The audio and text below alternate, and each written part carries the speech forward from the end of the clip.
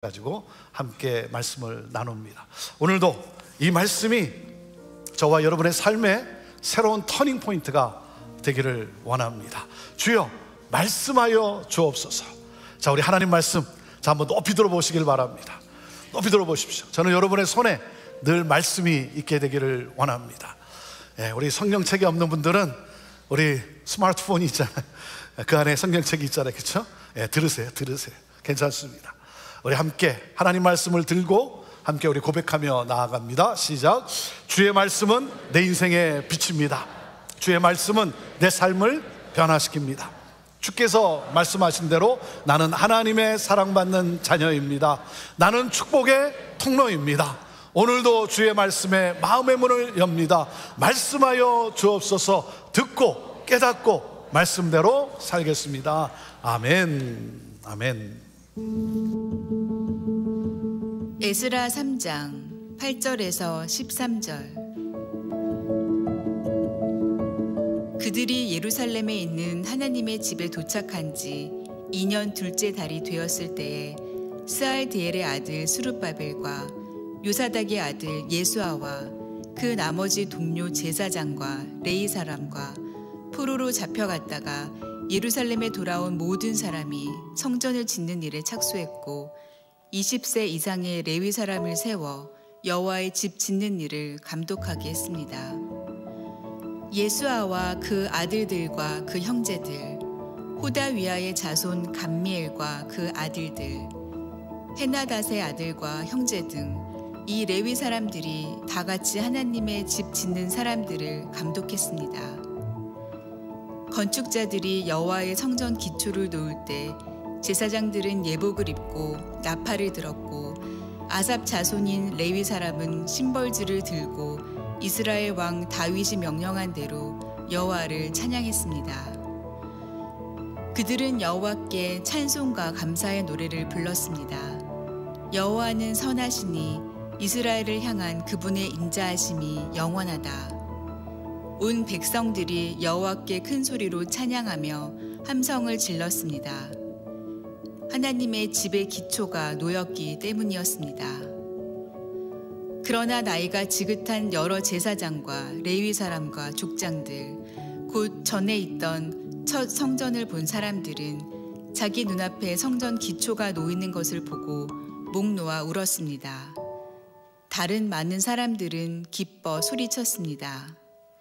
사람들이 어찌나 크게 소리를 질렀는지 기뻐하는 소리와 우는 소리를 구별할 수 없었고 그 소리는 멀리까지 들렸습니다.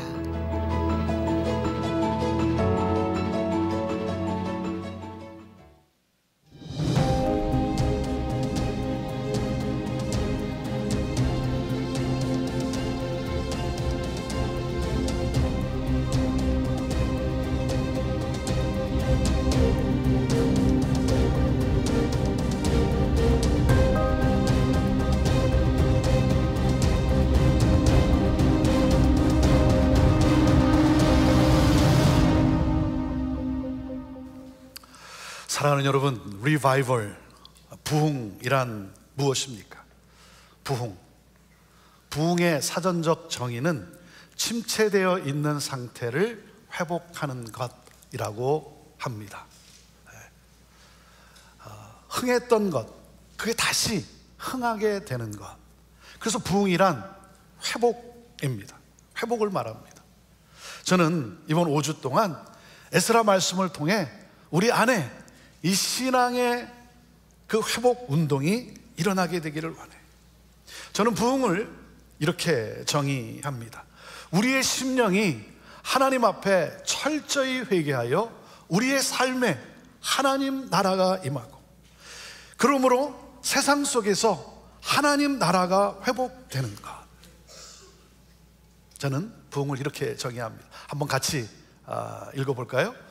우리 같이 읽습니다. 시작. 우리의 심령이 하나님 앞에 철저히 회개하여 우리의 삶에 하나님 나라가 임하고 그러므로 세상 속에서 하나님 나라가 회복되는 것. 하나님 나라, 하나님이 다스리시는 나라, 하나님의 통치를 따라 살아가는 그 하나님 나라. 저는 에스라 말씀을 통해 우리 안에 하나님 나라가 회복되기를 원해요. 하나님께서 이 5주 동안 이 에스라 말씀을 통해 우리 안에 하나님 나라의 회복을 이끌어 주실 것을 믿습니다. 그러므로 하나님 나라가 임하고, 그래서 세상 속에서 하나님의 정의가 실현되고 소외되고 어려움에 처한 이웃들이 회복을 경험하는 그런 실제적인 회복이 일어나는 부흥이 있게 되기를 원합니다. 저와 여러분이 이 세상 속에서 하나님 나라의 회복을 위해 더 적극적으로 살아가게 되기를 원해요. 작년 이맘때 넷플릭스에 더 글로리라고 하는 유행했던 드라마가 있었습니다. 아마 여러분 가운데 더 글로리라고 하는 이 드라마를 보신 분들이 있을 거예요. 이 더 글로리는 고등학교 시절 학교 폭력으로 시달림을 당해서 영혼까지 부서진 그 주인공이 가해자들을 응징하기 위해 치밀하게 계획을 짜고 복수를 실행해가는 이야기예요. 그래서 그 드라마가 왜 이렇게 인기를 얻는지 궁금해서 제가 이렇게 기사를 찾아 읽어보았어요. 그 기사를 읽고 나서 제 마음이 불편해서 그 드라마는 보지 않았습니다. 왜냐하면 그 극 중 가해자 한 명이 그리스도인으로 나오는 거예요. 그런 새벽 기도에도 참석하고 성가대 봉사도 하는 등 외형적으로 매우 신실한 자매였어요. 그러나 온갖 일탈을 일삼고 학교 폭력의 가해자이며 마약까지 흡입합니다. 2021년 넷플릭스 전 세계 시청 순위 1위를 달성한 그 드라마, 여러분 오징어 게임을 아시죠? 그 드라마에서도 교회에서 하는 기도를 대놓고 디스하며 그리스도인들의 이 위선을 폭로하는 장면들이 나옵니다. 2022년 영화 수리남이라고 하는 그 영화에선 마약상이 신분 세탁 수단으로 목사직을 선택하고 그리고 온갖 범죄를 저지르는 모습이 나옵니다. 왜 한국의 대중문화는 한국 기독교를 이렇게 부정적으로 묘사하고 있는가? 이게 너무나 안타까운 거예요. 너무나 안타까워요. 그것은 한국 사회가 한국 교회와 그리스도인들을 바라보는 시각이라는 거죠. 그 바라보는 시각이 부정적이라고 하는 것이죠. 왜 대중문화가 우리 한국 기독교를 그리고 그리스도인들을 이렇게 부정적으로 묘사하고 있는지, 또 왜곡하고, 그래서 이 대중문화를 향해 우려하는 목소리를 내는 것보다는 이 부정적 이미지의 회복을 위한 우리 그리스도인들의 반성과 노력이 필요하다는 것이죠. 세상이 교회를 향해 교회의 교회다움을 회복하라고 하는 외침으로 들어야 하지 않겠습니까? 여러분, 부흥의 출발은 트랜스포메이션이, 변화에 있어요. 내가 변해야 되는 거예요. 믿는 우리가 변해야 세상이 변하는 거예요. 여러분, 세상이 어두워져 가는 것은 세상이 잘못해서가 아니라 세상을 밝힐 수 있는 복음을 가진 우리가 그 복음의 빛을 밝히지 못하고 있기 때문 아니겠습니까? 그래서 우리의 심령이 새롭게 변화를 받아서 이 사회의 이 커뮤니티에 이 복음의 영향을 줄 수 있어야 하는 거예요. 세상은요, 우리가 여기에 얼마나 많이 모여 있는가에 관심이 있지 않아요. 여기에 있는 우리가 어떻게 사느냐에 관심이 있는 것이죠. 세상이 보고자 하는 것은 우리의 신앙이 삶에 얼마나 생활화되어 가고 있느냐 하는 것이죠. 우리가 여기서 모여서 하는 이 모든 것들이 이 문을 열고 나섰을 때, 우리가 세상 속으로 들어갔을 때 우리의 삶이 어떻게 나타나는가, 여기에 관심이 있는 것이죠. 사랑하는 여러분, 우리가 변해야 되는 거예요. 우리의 심령에 이 부흥의 역사가 일어나야 하는 거예요. 자, 그러면 어떻게 부흥이 일어날 수 있습니까? 여러분, 부흥을 주시는 분이 임해야 일어날 수가 있는 거예요. 부흥을 주실 수 있는 하나님의 임재가 있을 때, 그 하나님 나라가 임한 하나님의 임재가 있을 때 부흥이 일어나는 거예요. 이 하나님의 임재를 경험할 수 있는 것은 바로 예배입니다. 그래서 A.W. 토저 목사님이 이런 말씀을 했습니다. 그리스도인의 삶의 실패는 예배의 영광을 경험하지 못하기 때문이라는 거예요. 저는 우리의 예배가 회복되기를 원해요. 제가 집회에 나가서 제가 말씀을 전할 때, 교회의 변화와 부흥에 대한 말씀을 나눌 때 제가 첫 번째 강조하는 내용이 무엇인 줄 아십니까? 예배의 목숨을 거십시오. 이거예요. 예배의 목숨을 거십시오. 예배예요. 여러분, 우리가 여기에 왜 모여 있습니까? 우리가 여기에 모인 가장 궁극적인 목적이 무엇입니까? 나를 너무나 사랑하셔서 나를 위해 독생자 예수 그리스도를 이 세상에 보내주시고 내 죄를 대신해서 십자가에 달려 죽게 하심으로 말미암아 나로 하여금 하나님의 자녀 되게 하신, 하나님 나라의 백성 되게 하신 그 하나님의 은혜, 그 하나님의 은혜에 감사하며 그 하나님을 예배하기 위하여, 예배하기 위하여 어린 양 예수 그리스도께서 나를 위해 십자가에서 모든 것을 다 쏟아 부으셨어요. 피 한 방울 남기지 않고 다 쏟아 부으셨어요. 그러므로 내가 하나님 앞에, 거룩하신 하나님 앞에 담대히 나갈 수 있게 하셨어요. 그 은혜에 감사하며 기뻐하며 감격하며 하나님을 예배하는 것. 그래서 로마서 12장 1절은 우리에게 이렇게 말씀을 하십니다. 그러므로 형제들이요, 내가 하나님의 자비하심으로 여러분에게 권합니다. 여러분의 몸을 하나님께서 기뻐하시는 거룩한 산 제물로 드리십시오. 이것이 여러분이 드릴 영적 예배입니다. 많은 경우 우리가 오해하는 것이 하나 있어요. 많은 경우 우리는 내가 좋으면 예배가 좋았다라고 말을 해요. 내가 좋으면 예배가 좋았다 그래요. 내가 은혜를 받으면, 나의 감정이 충족되면, 내가 만족하면 예배가 좋았다라고 말을 해요. 그런데 여러분, 내가 좋은 것보다 하나님이 좋아하셔야죠. 하나님이 좋아하셔야죠. 왜? 예배의 주체는 하나님이죠. 내가 아니라 하나님이에요. 그래서 하나님께 내 삶을 드리는 것, 나에게 최선을 주신 하나님께 나의 최선을 드리는 것, 예배에 최선을 다하십시오. 예배에 최선을 다하세요. 하나님은 나의 예배를 기뻐하시는 것. 여러분은 어떻게 예배를 드리십니까? 사랑하는 여러분, 내가 온전한 예배를 드리지 않고 있다고 한다면, 드리지 않았다면, 통회하는 심정으로 그 죄를 회개하고 하나님이 기뻐하시는, 하나님이 감동받으시는 예배를 드리겠다는 결단이 우리에게 있어야 되는 거예요. 살아계신 하나님께 나의 온 열정을 다해 경배하는 진정한 예배자로서의 회복이 있어야 되는 거예요.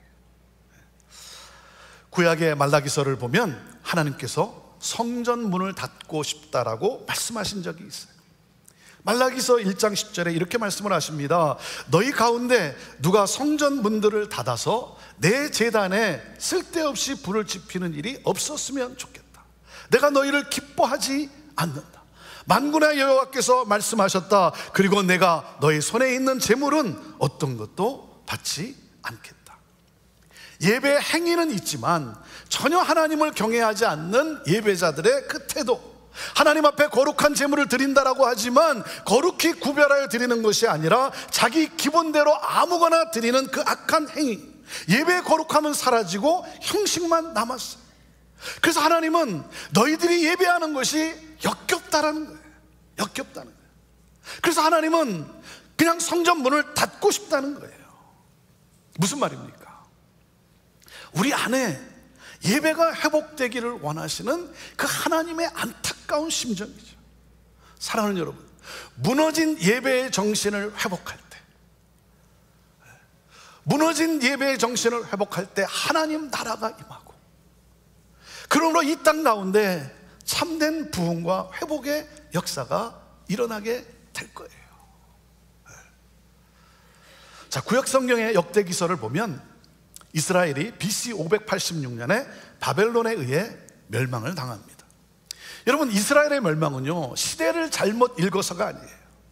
시대를 잘 읽지 못했기 때문이 아니에요. 정치를 잘못해서가 아니에요.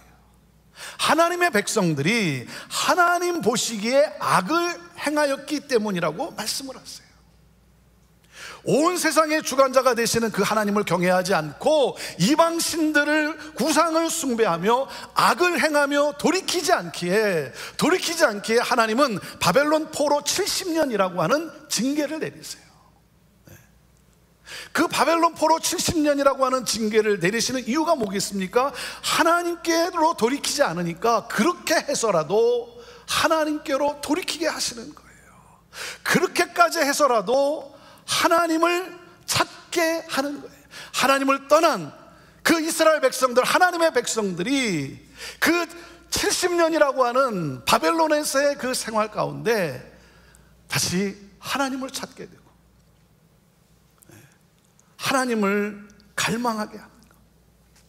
자, 그리고 하나님은 말씀하신 대로 70년의 기한이 찼을 때 바사라고 하는 이 페르시아를 통해 초강대국인 바벨론 제국을 멸망시키고 이 페르시아의 고레스 왕의 마음을 감동시켜서 이스라엘 백성이 고국으로 돌아가 성전을 건축하도록 명하게 하십니다. 자, 에스라서의 오늘 본문의 키포인트가 무엇이냐면, 오늘 본문의 키포인트는 이겁니다. 하나님은 약속을 지키시는 신실하신 분으로서 우리가 예배할 수 있도록 자유를 되찾아 주시고, 자유를 주시는 것은 뭐예요?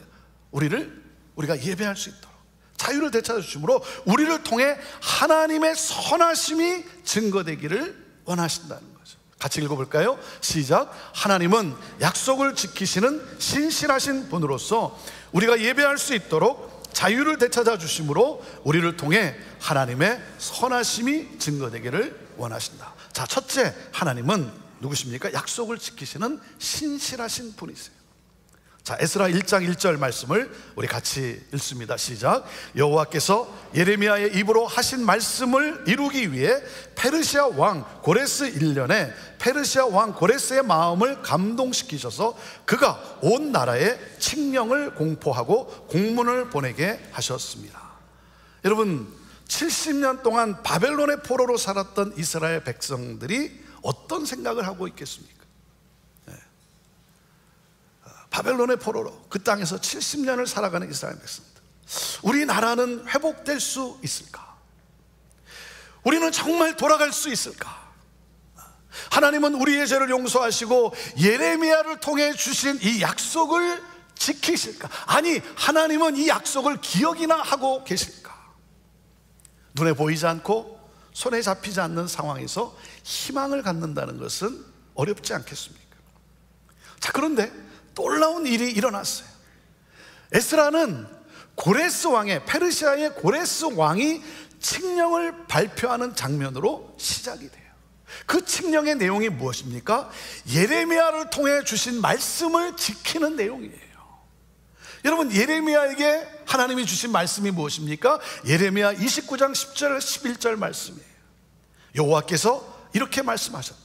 바벨론에서 70년이 차면 내가 너희를 돌아보아 너희를 이곳으로 돌아오게 할 것이라는 내 은혜로운 약속을 너희에게 이행할 것이다. 여호와의 말이다.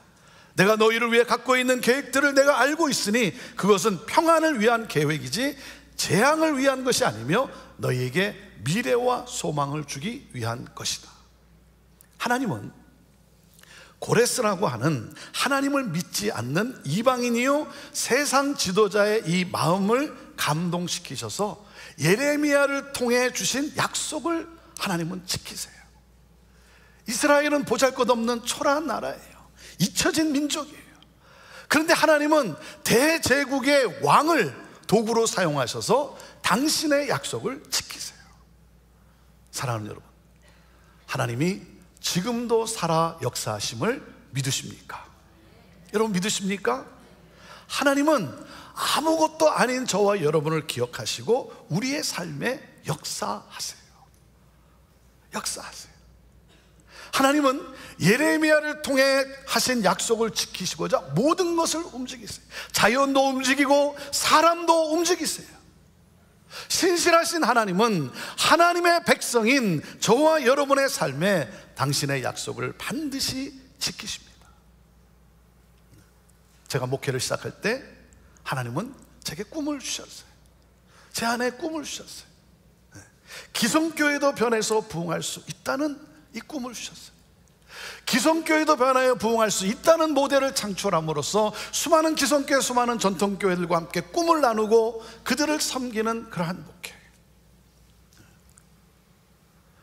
정말 기성교회가 변할 수 있을까? 정말 기성교회가 변할 수 있을까? 근데 하나님은 그 꿈을 이루어 주셨어요. 그 꿈을 이루어 주시고, 그래서 많은 교회를 방문하고 이 간증을 하게 하세요. 기성교회도 변할 수 있다라고 하는 꿈을 다시 갖게 해주시고, 그래서 그 회복을 이루도록 말씀을 전하게 하세요. 기성교회가 회복되는 일에 하나님이 저를 사용해 주시는 거예요. 이 하나님의 역사에 제가 쓰임받는다는 것이 얼마나 감사한지 말이죠. 얼마나 감사하죠. 사랑하는 여러분, 지금 내 삶에 특별한 일이 일어나지 않는다고 여러분 낙심하지 마세요. 결코 낙심하지 마십시오. 빌립보서 1장 6절에 이렇게 말씀하십니다. 여러분 안에서 선한 일을 시작하신 분이 그리스도 예수의 날까지 그 일을 성취하실 것을 나는 확신합니다. 하나님은 내 삶에 소원을 주시고 꿈을 주시고, 그리고 하나님은 그 선한 일을 시작하시고, 그리고 지금도 일하고 계세요. 지금도 일하고 계세요. 지금 내 눈에 보이지 않고 내 손에 잡히지 않을지라도 하나님은 이루고 계시고 이루실 것입니다. 하나님은 약속을 지키시는 신실하신 분이세요. 여러분, 그 신실하신 하나님께 내가 해야 하는 것은 뭐겠습니까? 둘째, 하나님의 백성은 예배를 최우선으로 삼아야 하는 거예요. 자, 에스라 3장 2절 말씀 함께 읽습니다. 시작. 그때 여호사닥의 아들 예수아와 동료 제사장들과 스알디엘의 아들 스룹바벨과 그 동료들이 일어나 이스라엘의 하나님의 제단을 다시 짓기 시작했습니다. 하나님의 사람 모세의 율법에 기록된 대로 그 위에 번제를 드리기 위해서였습니다. 여러분, 70년의 그 익숙한 바벨론 생활을 정리하고 예루살렘으로 돌아간다는 것은 결코 쉬운 결정이 아니죠. 70년의 세월이 지나면서 이제 좀 정착해서 안정적으로 살고 있어요. 그런데 다시 돌아간다? 여러분 같으면 어떻게 하시겠어요? 미국이라는 이 오랫동안 살아온 이 삶의 터전을 떠나서 한국으로 돌아가라고 하면 여러분은 어떻게 하시겠어요? 한국으로 돌아가라고 하면 어떻게 하시겠어요? 가겠죠. 왜? 한국은 이제 너무 좋은 나라가 됐으니까, 너무 좋아졌으니까. 하지만 그것도 쉽지만은 않잖아요. 그렇죠? 그래서 다시 돌아갈까 하고 갔다가 다시 돌아오는 분들이 얼마나 많습니까? 그것도 쉽지 않아요. 그런데 여러분 생각해 보세요. 황폐한 땅으로 치안, 경제, 그리고 살 짓도 없는 폐허가 된 예루살렘으로 다시 돌아간다. 돌아가는데 약 4개월이 걸립니다. 870마일을 걸어서 가야 되는 거예요. 그런데 많은 이스라엘 백성이 희생을 각오하고 자발적으로 돌아갑니다. 여러분, 이스라엘의 귀한 목적이 무엇입니까? 단지 내 고국이기 때문에 내 고국에서 살기 위해서 여러분 간 겁니까? 그렇지 않아요. 성전을 재건하는 거였어요. 이스라엘의 귀환은, 그 목적은 성전을 재건하는 거였어요. 성전의 재건이라는 것은 하나님과의 관계 회복이에요. 하나님과의 관계 회복, 이것은 곧 이스라엘의 회복이 이루어지는 거예요. 하나님과의 관계가 회복되는 것, 이것이 바로 이스라엘 민족의 정체성인 거예요. 여러분, 이스라엘이 망하고 황폐한 이유는 성전이 파괴되었기 때문이에요. 성전 중심의 신앙 공동체를 세우는 것. 하나님의 백성들이 성전 중심의 신앙 공동체를 세우는 것. 그래서 이스라엘로 돌아온 그들은 예루살렘에 모여 무너진 그 성전 터 위에 제사를 드릴 제단을 만들고 이 모세의 율법에 따라 희생 제물을 드리고 번제를 드립니다. 예배를 드려요. 사랑하는 여러분, 우리가 살 수 있는 길은 하나님과의 관계 회복에 있어요. 하나님과의 관계 회복. 하나님과의 관계 회복이 되려면, 관계가 회복되려면 뭐예요? 예배가 회복이 되어야 돼요. 가장 먼저 이 예배가 회복이 돼야 돼요. 저와 여러분이 회복되어야 할 자리는 바로 예배의 예배. 예배보다 중요한 것은 없어요. 이스라엘은 바벨론에서 예배를 하지 못한, 그래서 그 예배 회복을 사모하게 됩니다. 예배를 드릴 성전도 없고 예배를 드릴 자유도 없는 그들, 그곳에서 하나님을 바라며 하나님께 다시 예배 드릴 것을 사모하게 됩니다. 근데 우리는 그와는 반대로 그동안 예배를 너무 많이 드리는 것이 문제가 되지 않았을까요? 예배를 너무 쉽게 드리다 보니 아무런 감동이 없는 의식화된, 습관화된 예배를 드리는 것은 아닐까. 사랑하는 여러분, 예배 회복을 위해 어떤 노력을 하십니까? 어떤 노력을 해야 할까요? 자발적으로 기쁨으로 드리는 그 예배, 여러분, 예배를 최우선으로 삼아야 돼요. 예배를 최우선으로 삼아야 돼요. 그리고 그 신실하신 하나님, 그 예배가 회복되어지고 하나님의 백성은 셋째, 주님의 선하심과 인자하심을 선포하는 거예요. 자, 에스라 3장 11절 말씀 읽습니다. 시작. 그들은 여호와께 찬송과 감사의 노래를 불렀습니다. 여호와는 선하시니 이스라엘을 향한 그분의 인자하심이 영원하다. 온 백성들이 여호와께 큰 소리로 찬양하며 함성을 질렀습니다. 하나님의 집의 기초가 놓였기 때문이었습니다. 이스라엘은 신실하신 하나님께 예배하는 것을 최우선으로 삼고 성전의 기초를 놓습니다. 성전의 기초를 놓고 지도자들은 하나님을 예배합니다. 그리고 하나님의 선하심과 인자하심을 선포합니다. 이 광경을 본 백성들은 여호와의 선하심과 그 인자하심에 화답하며 찬양을 합니다. 12절에 이런 말씀이 있습니다. 그러나 나이가 지긋한 여러 제사장과 레위 사람과 족장들, 곧 전에 있던 첫 성전을 본 사람들은 자기 눈앞에 성전 기초가 놓이는 것을 보고 목 놓아 울었습니다. 다른 많은 사람들은 기뻐 소리쳤습니다. 나이 많은 족장들은 대성통곡을 합니다. 그들은 누굽니까? 어렸을 때 솔로몬의 성전을 보았던 사람들이에요. 그 솔로몬 성전이 죄로 인해 초토화되어 갔던 것을 보았던 사람들. 그래서 그 터 위에 제단을 쌓고 예배를 드리면서 그 성전이 다시 세워질 것을 상상하며 회한의 눈물을 흘립니다. 젊은이들은 성전 재건이라고 하는 이 역사를 기대하며 기쁨의 함성을 외칩니다. 여러분, 어느 누가 70년 전에 폐허가 되었던 성전이 재건이 될 것이라고 생각이나 했겠습니까? 마치 꿈꾸는 것 같은 거예요. 꿈인가 생시인가. 그 감격 속에 그 놀라운 회복과 세일을 이루시는 그 하나님을 찬양하는 거예요.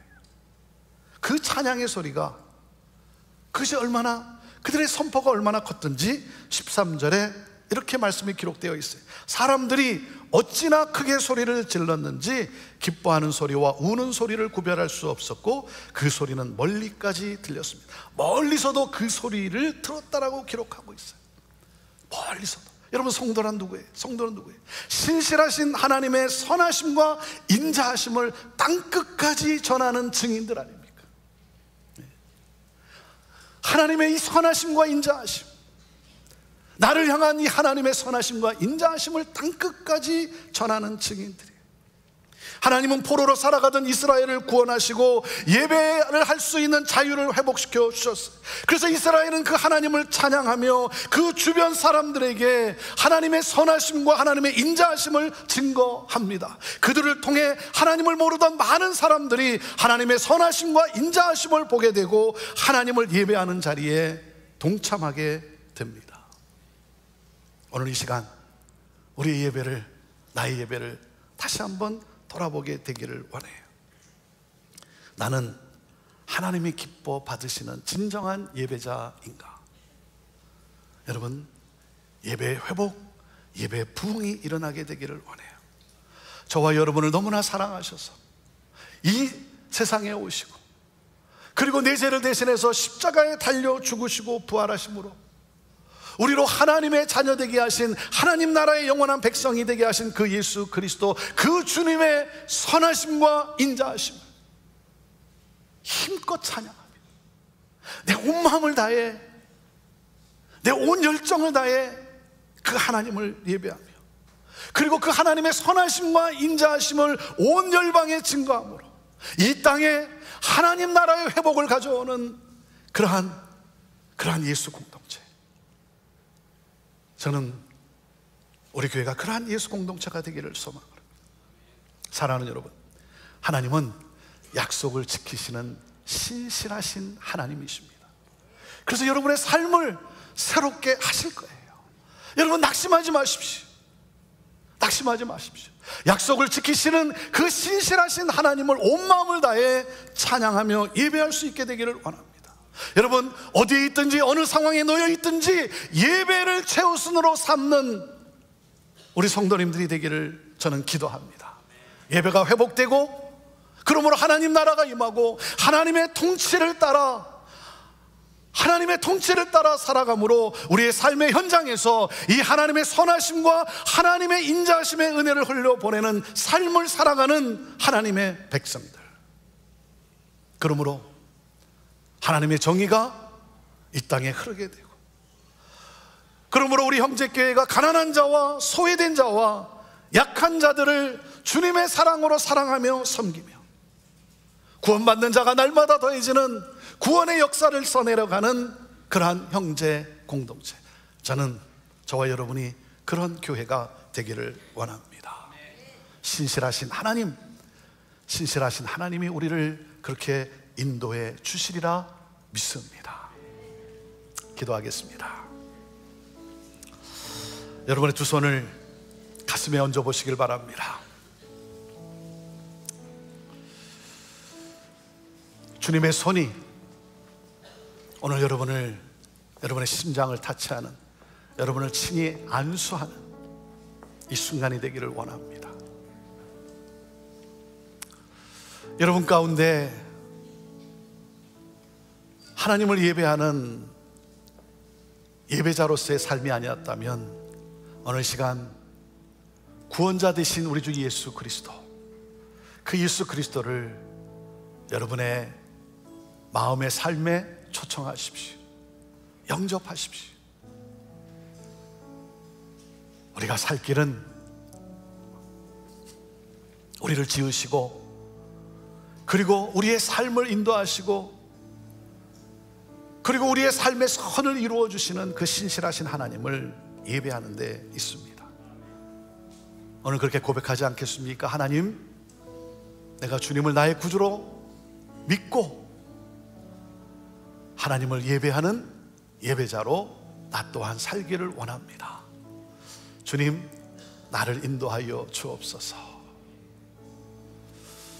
하나님, 오늘 이 고백을 가지고 주님 앞에 마음문을 열고 주님을 영접하는 우리 한 분 한 분들, 하나님, 그들의 삶 속에 하나님이 얼마나 선하시고 인자하신가를 하나님 나타내 보여주시고, 그러므로 그 하나님을 경험하며 하나님 나라의 삶의 여정을 살아가는 우리 모든 그리스도인 되게 하여 주옵소서. 하나님, 우리 사랑하는 믿음의 성도들이 하나님을 예배하는, 나는 예배자입니다, 나는 예배자입니다, 하나님 이 고백을 가지고 하나님 예배의 자리에서 온 마음과 온 힘과 온 뜻을 다하여 그 신실하신 하나님께 감사하며 그 은혜에 감사하며 하나님 삶을 다해 온전히 삶을 드리며 예배하는 진정한 예배자로서 하나님의 기쁨과 하나님의 평강이 더욱 넘치게 하여 주옵소서. 그러므로 하나님의 선하심과 인자하심을 선포하며 전하며 하나님 복음의 빛을 발하는, 하나님 나라가 임한 삶을 살아가는, 하나님의 나라로 회복해가는 우리 믿음의 성도들 다 되게 하여 주옵소서. 하나님, 진정한 예배자가 되기 위하여 하나님 어떤 노력이 필요합니까? 어떤 결단을 해야 합니까? 하나님, 그 결단과 오늘 그 고백을 하는 우리 성도들의 하나님 그 삶 속에 하나님 놀랍게 역사하여 주옵소서. 이 시간 우리 같이 한번 기도하며 나가기를 원합니다. 우리 통성으로 기도할 때 하나님, 나는 예배자입니다. 진정한 예배자가 되기를 원합니다. 하나님, 예배자가 되기 위해 하나님 이러한 결단을 합니다. 나의 결단을 받아주시고 하나님, 진정한 예배자로서 정말 하나님 나라가 임한 하나님 나라를 선포하는 삶이 되는 하나님 부흥의 역사에 하나님 쓰임받는 삶이 되게 하여 주옵소서. 우리 함께 같이 통성으로 우리 하나님 앞에 고백하며 기도하며